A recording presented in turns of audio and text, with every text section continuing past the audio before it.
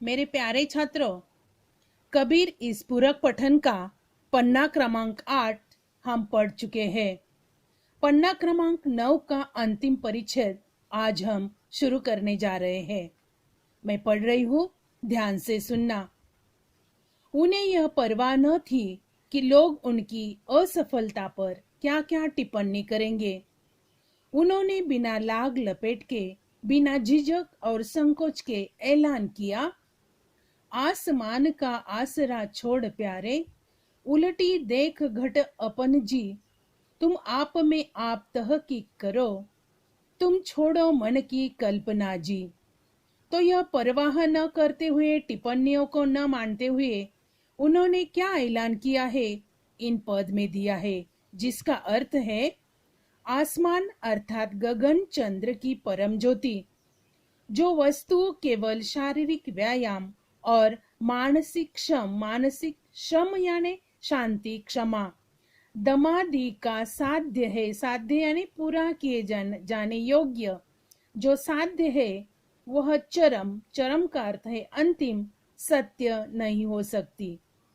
केवल शारीरिक और मानसिक कवायद, कवायद का अर्थ है बच्चों क्रिया, कवायद से दिखने वाली ज्योति जड़ चित्त, चित्त का अर्थ अंतकरण या मन, जड़ चित्त की कल्पना मात्र है, वह भी बाह्य है।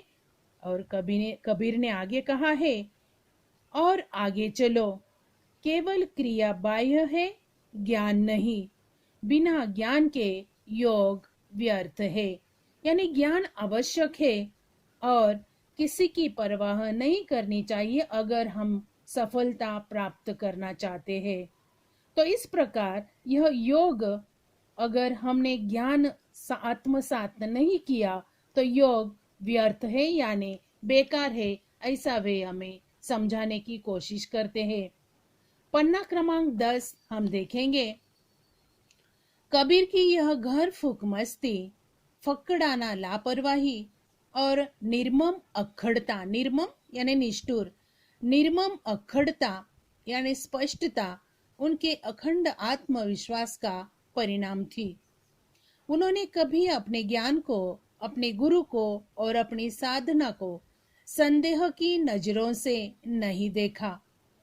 अपने प्रति उनका विश्वास कहीं भी डिगा नहीं, डिगना यानी हटना, यानी जो अपने खुद पर वे विश्वास करते थे वह अटूट थे, यानी वह अपने विश्वास से हटे नहीं।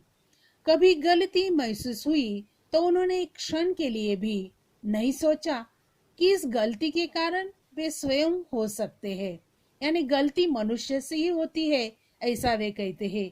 गलती है तो उसे हमें मानना चाहिए। उनके मत से गलती बराबर प्रक्रिया में होती थी, मार्ग में होती थी, साधन में होती थी। यानी गलतियां किस प्रकार होती है, यह लेखक हमें कबीर द्वारा समझाने की कोशिश करते हैं कि गलतियां प्रक्रिया, मार्ग और साधन में होती है। Next paragraph. वे वीर साधक थे, साधक यानी साधना करने वाले, और वीरता अखंड आत्मविश्वास को आश्रय करके ही पनपती है। यानी विश्वास अगर मनुष्य में है तो वह साधक बन जाता है, ऐसा वे हमें समझाने की कोशिश करते हैं।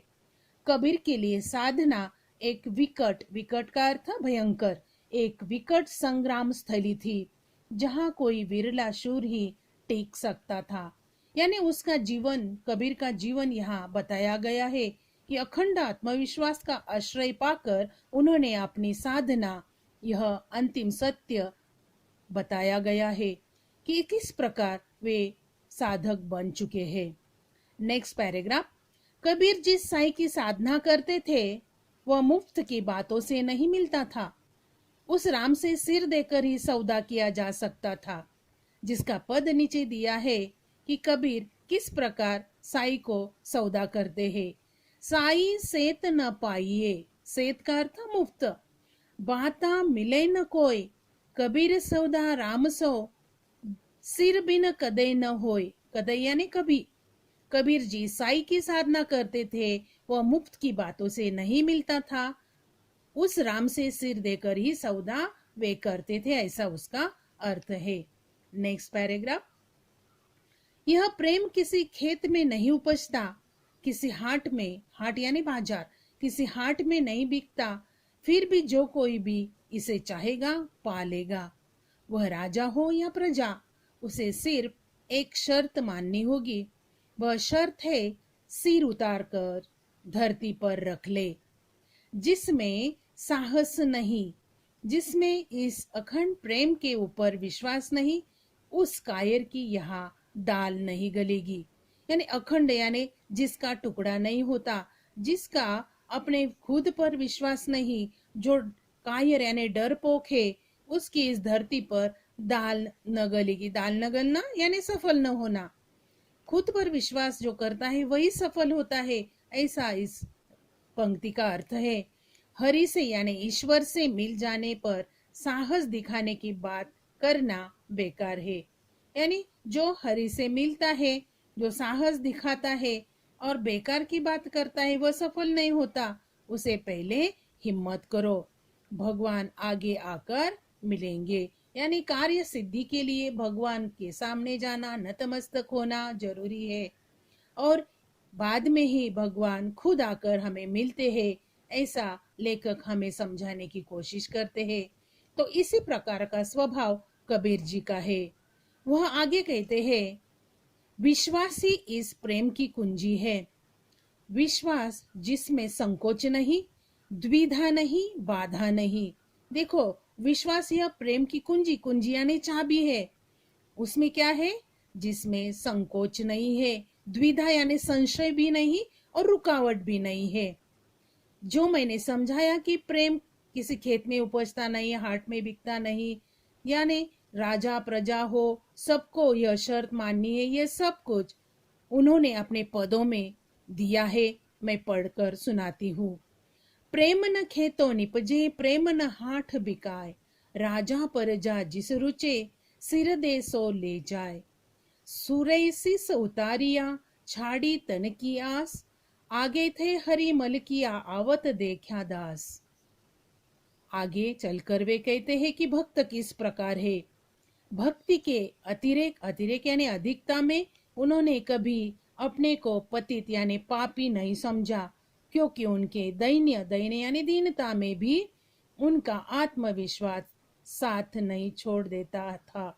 उनका मन जिस प्रेम रूपी मदिरा से मतवाला, मतवाला यानी होशियार बना हुआ था, वह ज्ञान के गुण से तैयार की गई थी। कैसी मदिरा थी?